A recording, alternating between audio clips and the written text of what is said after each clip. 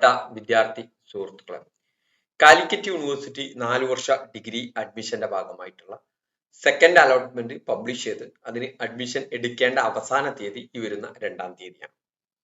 ആദ്യം തന്നെ വളരെ കൃത്യമായിട്ട് ഒരു പ്രധാനപ്പെട്ട ഒരു കാര്യം നിങ്ങളിലേക്ക് ഓർമ്മിപ്പിക്കാൻ, സെക്കൻഡ് അലോട്ട്മെന്റ് പ്രകാരം പെർമനന്റ് അഡ്മിഷൻ എടുക്കേണ്ടതാണ്. പെർമനന്റ് അഡ്മിഷൻ നമ്മൾ കഴിഞ്ഞ വീഡിയോകളിലൊക്കെ പറഞ്ഞ പോലെ 2 തരമുണ്ട്. ഹയർ ഓപ്ഷൻ നിലനിർത്തിക്കൊണ്ട് പെർമനന്റ് അഡ്മിഷൻ അല്ലെങ്കിൽ ഹയർ ഓപ്ഷൻ ഡിലീറ്റ് ചെയ്തുകൊണ്ട് പെർമനന്റ് അഡ്മിഷൻ. അപ്പോ സെക്കൻഡ് അലോട്ട്മെന്റ് മുഖേന അഡ്മിഷൻ എടുക്കുന്നവർ ശ്രദ്ധിക്കേണ്ട പ്രധാനപ്പെട്ട കാര്യമാണ് നമ്മൾ പറയുന്നത്. നിങ്ങൾ ഒരു കോളേജ് ഇഷ്ടപ്പെട്ടു, നിങ്ങൾക്ക് കിട്ടിയ ഓപ്ഷൻ പ്രകാരം നിങ്ങൾക്ക് ഒരു കോളേജ് ഇഷ്ടപ്പെട്ട് കഴിഞ്ഞാൽ നിങ്ങൾ അവിടെയാണ് ഇനി പോകാൻ ഉദ്ദേശിക്കുന്നതെങ്കിൽ നിങ്ങൾ ഹയർ ഓപ്ഷൻ ക്യാൻസൽ ചെയ്യേണ്ടതാണ്. അല്ലെങ്കിലുള്ള ബുദ്ധിമുട്ട്, നിങ്ങൾക്ക് തേർഡ് അലോട്ട്മെന്റിൽ നിങ്ങൾക്ക് ഇപ്പോൾ ഒരു ഉദാഹരണം പറയാണ്, 5-ാമത്തെ ഓപ്ഷനാണ് ലഭിച്ചതെങ്കിൽ നിങ്ങൾക്ക് ആ കോളേജിൽ ഇഷ്ടപ്പെട്ടിട്ടുണ്ട്, നിങ്ങൾ എന്ത് ചെയ്തില്ല, ഹയർ ഓപ്ഷൻ ഡിലീറ്റ് ചെയ്തില്ല. മുകളിൽ 4 ഓപ്ഷൻ ഉണ്ട്. തേർഡ് അലോട്ട്മെന്റിൽ നിങ്ങൾക്ക് ഒരു പുതിയൊരു കോളേജിലേക്ക് പോവുകയാണെങ്കിൽ, പുതിയൊരു കോളേജ് ലഭിക്കുകയാണെങ്കിൽ ആ കോളേജിലേക്ക് നിർബന്ധമായിട്ടും പോകേണ്ടി വരും. അപ്പൊ പിന്നെ നിങ്ങൾക്ക് ഇപ്പോൾ കിട്ടിയ കോളേജ് അതോടുകൂടി അലോട്ട്മെന്റ് പ്രക്രിയയിൽ നിന്ന് പുറത്താകും. തേർഡ് അലോട്ട്മെന്റിൽ പുതിയൊരു കോളേജ് കിട്ടിയാൽ ഇപ്പോൾ നിങ്ങൾ ചേർന്ന കോളേജിൽ നിന്ന് TC വാങ്ങിയിട്ട് പുതിയ കോളേജിൽ പോയി ചേരേണ്ടി വരും എന്നുള്ളത് മനസ്സിലാക്കാം. അതുപോലെ തന്നെ അതിനിടയിലുള്ള ഏതെങ്കിലും ഓപ്ഷനുകൾ നിങ്ങൾക്ക് താല്പര്യമില്ലെങ്കിൽ ഭാഗികമായിട്ടും ഹയർ ഓപ്ഷൻ ഡിലീറ്റ് ചെയ്യാൻ സാധിക്കും.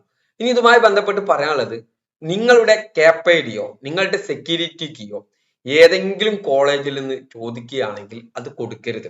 ഓക്കെ, നിങ്ങളുടെ സെക്യൂരിറ്റി കീയോ നിങ്ങളുടെ KPIDയോ ഒരു കോളേജിൽ നിന്നും കോളേജുകാർക്ക് കൊടുക്കേണ്ടതില്ല എന്നുള്ളത്. എന്ന് പറഞ്ഞു കഴിഞ്ഞാൽ നിങ്ങളുടെ അലോട്ട്മെന്റിലുള്ള ഹയർ ഓപ്ഷൻ ഡിലീറ്റ് ചെയ്യുക, നിങ്ങളുടെ അലോട്ട്മെന്റിൽ പുതിയ ഓപ്ഷൻ ആഡ് ചെയ്യുക, ഇതിനൊക്കെ ഉള്ള പരമാധികാരം എന്ന് പറയുന്നത് നിങ്ങൾക്കുള്ളതാണ്. അതുകൊണ്ട് തന്നെ നിങ്ങൾ നിങ്ങളുടെ KPIDയും സെക്യൂരിറ്റി കീയും ഒരു കോളേജിലും കൊടുക്കേണ്ട. ഓക്കെ, അതുപോലെ തന്നെ ഫസ്റ്റ് ഓപ്ഷനിൽ അഡ്മിഷൻ ലഭിച്ച വിദ്യാർത്ഥികൾ, ഫസ്റ്റ് ഓപ്ഷനിലാണ് നിങ്ങൾക്ക് അഡ്മിഷൻ ലഭിച്ചതെങ്കിൽ നിങ്ങൾ നിർബന്ധമായിട്ടും പെർമനന്റ് അഡ്മിഷൻ എടുക്കേണ്ടതുണ്ട്. എന്തെങ്കിലും കാരണവശാൽ നിങ്ങൾക്ക് പെർമനന്റ് അഡ്മിഷൻ എടുക്കാൻ സാധിച്ചില്ല എന്ന് കരുതാം, അപ്പോൾ എന്ത് ചെയ്യും എന്നുള്ള ഒരു കൺഫ്യൂഷൻ നിങ്ങൾക്ക് ഉണ്ടാവും.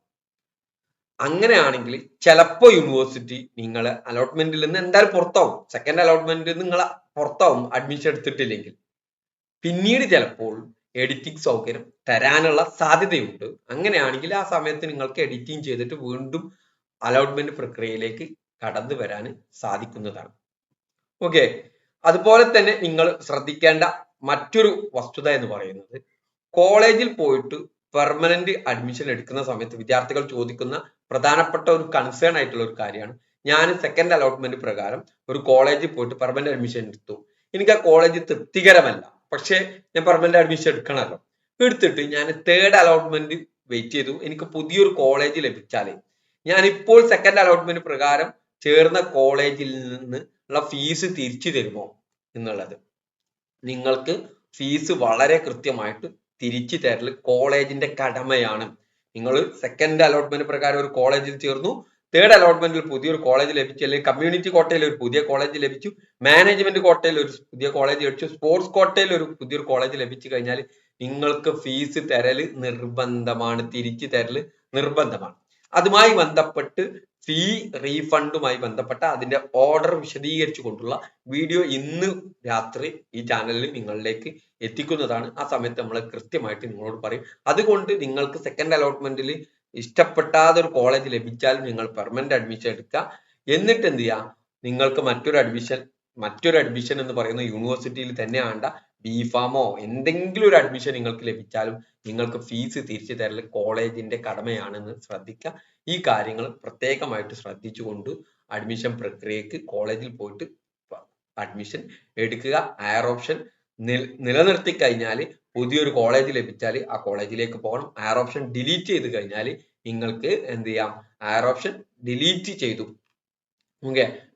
ചെയ്തു കഴിഞ്ഞാൽ പിന്നെ നിങ്ങൾ എവിടെയാണോ ലഭിച്ചത് ആ കോളേജിൽ തന്നെ നിലനിൽക്കണം എന്നുള്ള കാര്യം കൂടി മനസ്സിലാക്കി വെക്കുക.